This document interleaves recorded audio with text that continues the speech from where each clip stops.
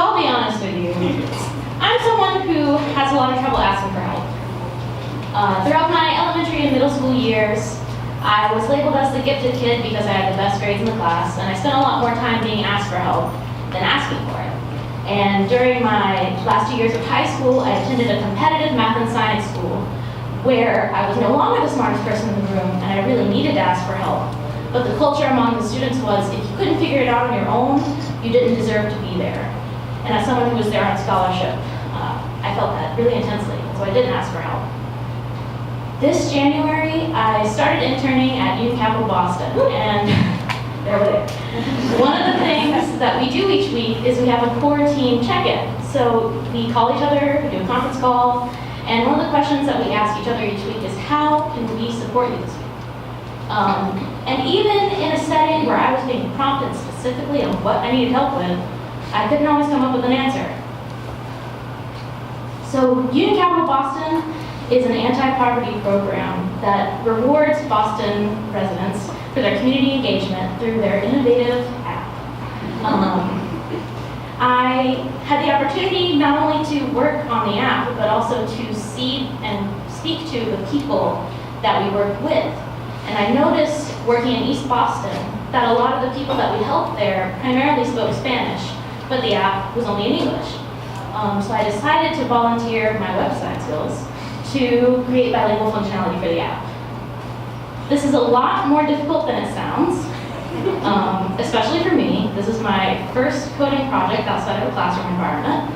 It was in a new framework that I'd never seen before, and it was on a code base that was written by 2 volunteer developers who were sort of more focused on making sure the thing worked than making sure that people could maybe read the text. I don't know. It's actually great. So I went for it. I tried. I really did.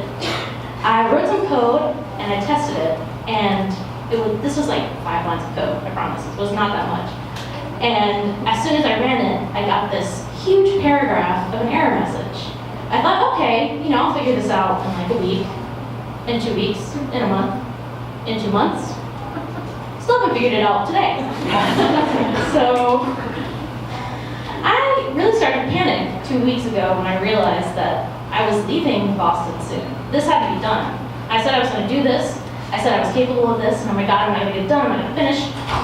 I've wasted so much time. I've wasted everyone else's time. I don't know what to do. And